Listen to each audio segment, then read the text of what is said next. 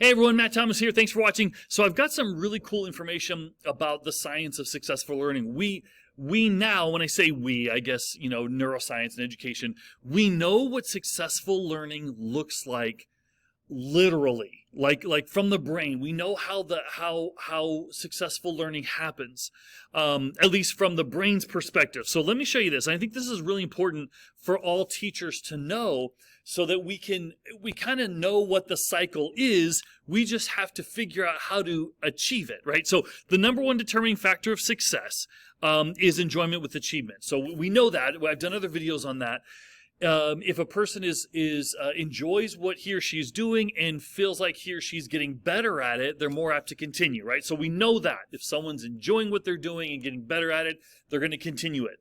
The key is, how do we keep that going, right? And if you want to see my video on that more in depth, I linked it here, number one determining factor of success. All right, so let's get into this. This is credit cognitive scientist Dr. Scott Boland for this visual. Well, I Google imaged the visual, but anyway, credit him for kind of like presenting this information. So the highest concentration of endorphin receptors are in the learning center of the brain, which means we are hardwired to enjoy learning, right? Learning makes us feel good. We're hardwired to enjoy learning.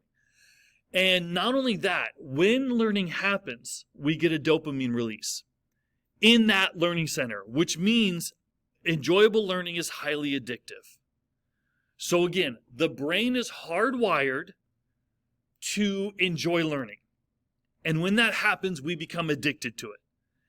And so for many of us, essentially, we're lifelong learners, right? Because something in us sparked it, and we're just continuing to learn. And when we get bored, which could be from a dopamine, lack of dopamine release, we want to seek out more learning. So let me show you this visual. Sorry it's so elementary. I just Google imaged this, and it was the only one that came up. So this is Dr. Scott Boland's. This is kind of his analogy here. This is kind of his visual. So the endorphin receptors are, they show learning kind of based on a upside down U. So this is his visual here. Familiarity, there's a link between familiarity and pleasure. So the more familiar a person is with something, the less pleasurable learning becomes. If you look at the chart here, if something's completely unfamiliar, meaning completely foreign, there's not a lot of buy-in. Like if a person can't comprehend what's being shared, it's not going to be that enjoyable. So if I start speaking in a language that a person doesn't know, they're going to be totally disengaged. Like, I don't know what you're talking about. If something becomes too familiar, I'm going to use the English standards just because I'm an English teacher. Nouns are taught in 3rd grade. They're still taught in 8th grade. They're still taught in 10th grade, right? If something is becoming too familiar, it's not that engaging. It becomes boring, and people just don't pay attention as much. So if you look at this chart, the key is to reach this, what I call a learning arc. So you want to have that balance where something you're teaching a student something that's familiar-ish to them. They're learning it. It's not too familiar to where they're getting bored, but familiar. They're learning it. They're enjoying it. They're getting better at it. And then there's a peak where it's like, all right, it's starting to become too familiar. They start to drop off, start to get bored. What we want to do as educators is find that peak. And that's kind of up to us, right?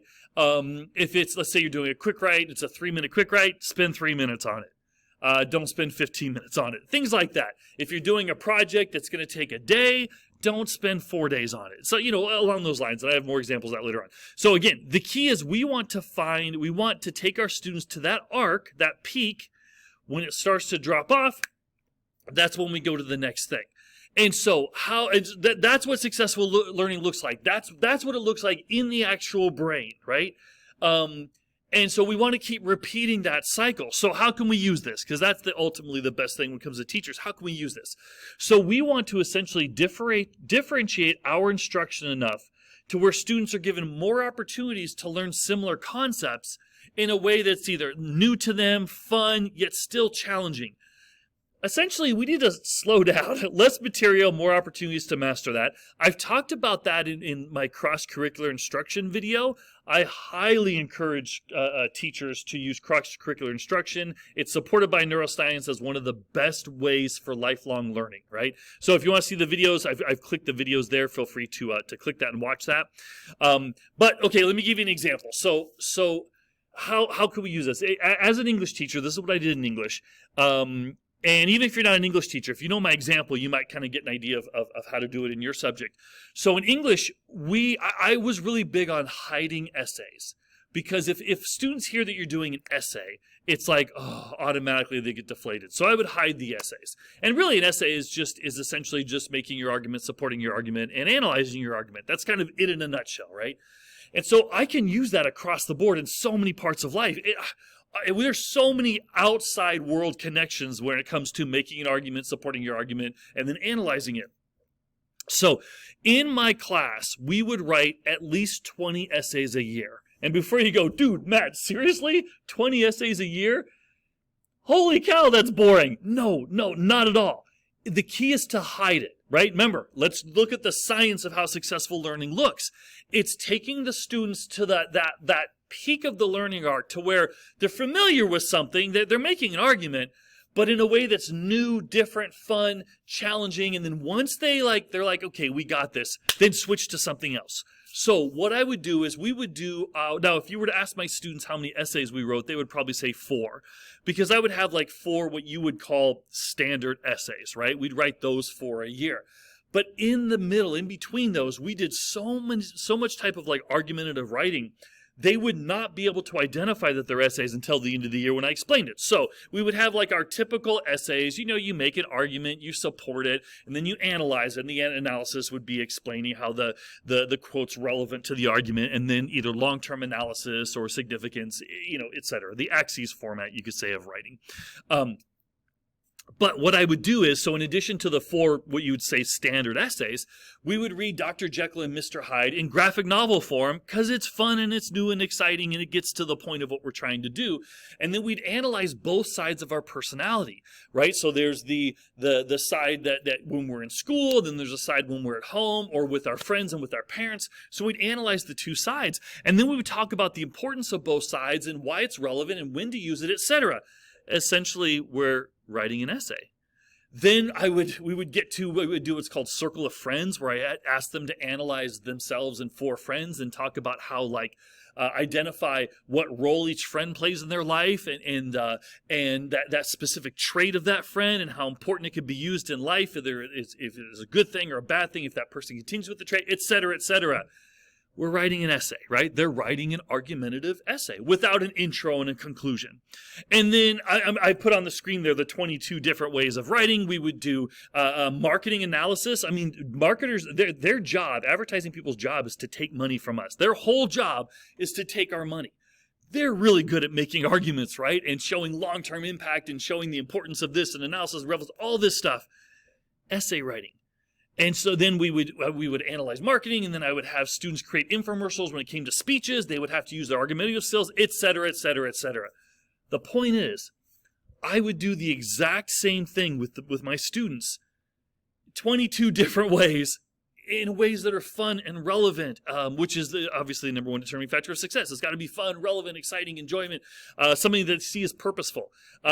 Anyway, if you're like, okay, cool, like give us some more stuff about this. I've linked these other videos, the lesson planning pacing. It follows this exact learning arc format. So the format, this video, if you want to see how to properly plan your lessons in a way that follows the format of learning, of how our brain learns, watch that lesson plan pacing video. I've got another video, Great Ways to Begin Class, because it's going to look differently in your class and my class. If I'm an English teacher and you're a biology teacher, it may be the same format or formula, but how you teach it, right? Your subject's going to be different than mine. And then I've got another video, Great Alternative Assessments, as opposed to just giving a test. So please watch that. But keep in mind, as you're lesson planning, keep in mind how great learning, how great learning, how it looks on a neurological level, right? This is exactly how successful learning happens. Thanks for watching.